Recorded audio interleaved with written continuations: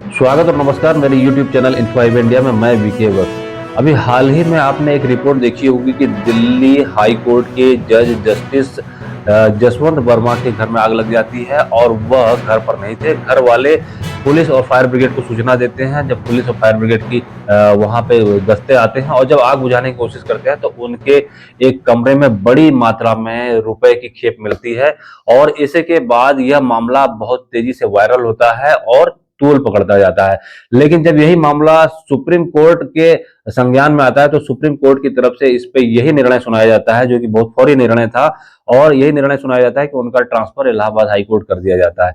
इसी विषय पर जनता में काफी निराशा थी कि जो जज दिल्ली हाई कोर्ट में फिट नहीं है वो इलाहाबाद हाई कोर्ट में कैसे फिट हो सकता है। Bar association Allahabad high court के जो अध्यक्ष हैं अनिल तिवारी, उन्होंने इस पे तीखी प्रतिक्रिया दी थी और उन्होंने कहा था कि हम ऐसे किसी जज को इलाहाबाद हाई कोर्ट नहीं आने देंगे और यहाँ उनका स्वागत नहीं करेंगे। अगर वो आते हैं तो इसके लिए हम अनिश्चितकालीन उनका विरोध करेंगे और अपने काम को ठप कर देंगे। जनता में भी काफी निराशा थी और काफी इसकी प्रतिक्रियाएं आ रही थी कि सुप्रीम कोर्ट ने ऐसा निर्णय क्यों सुनाया।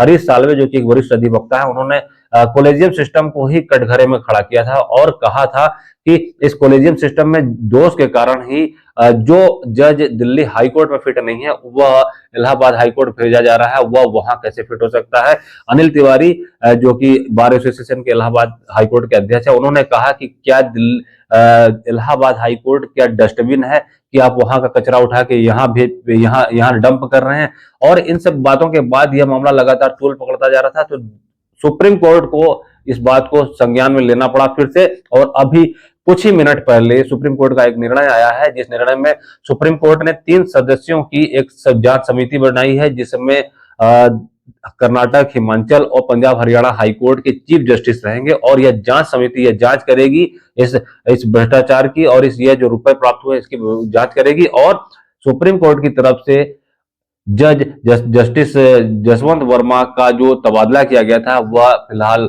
स्थगित कर दिया गया है और उनको किसी प्रकार की न्यायिक सेवा से अभी दूर रखा जाएगा। किसी प्रकार की न्यायिक जिम्मेदारी उनके पास नहीं रहेगी जब तक जांच पूरी नहीं हो जाती है।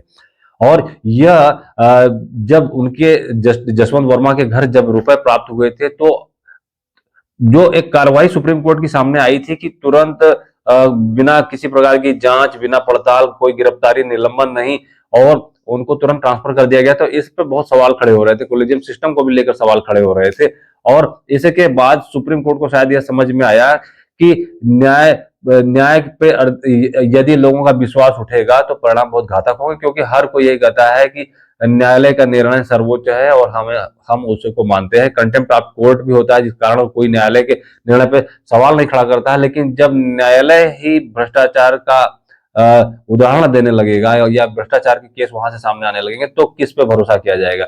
जगह जगह जो माफिया, बलात्कारी और बड़े बड़े भ्रष्टाचारी जो घूम रहे हैं, इसी भ्रष्टाचार का नतीजा है कि उन्हें न्यायिक जो प्रक्रिया है उससे उन्हें सहूलियत मिल जाती है और यही भ्रष्टाचार उस कमरे में दिखाई दिया रुपए के रूप में।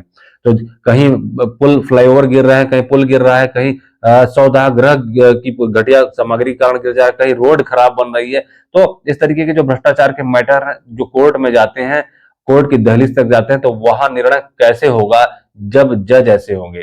तो यह मामला फिलहाल सुप्रीम कोर्ट ने इस मामले को गंभीरता से लिया है और शायद इसलिए गंभीरता से लिया है क्योंकि जनता की तरफ से काफी निराशा थी और तीखी प्रतिक्रियाएं आ रही थी। उसका नतीजा हुआ है कि सुप्रीम कोर्ट ने 3 सदस्यीय जांच समिति बैठाई है और इस जांच समिति में कर्नाटक, हिमाचल, पंजाब, हरियाणा के चीफ जस्टिस रहेंगे और ये जल्दी अपना निर्णय देगी। तब तक जस्टिस यशवंत वर्मा किसी प्रकार की न्यायिक सेवा से दूर रहेंगे और उनका ट्रांसफर कैंसिल कर दिया गया है। इस विषय में आपकी क्या राय है हमें कमेंट सेक्शन में जरूर बताइएगा। फिर आते हैं कुछ चर्चा और न्यू अपडेट्स के साथ। तब तक के लिए धन्यवाद, नमस्कार, वंदे मातरम।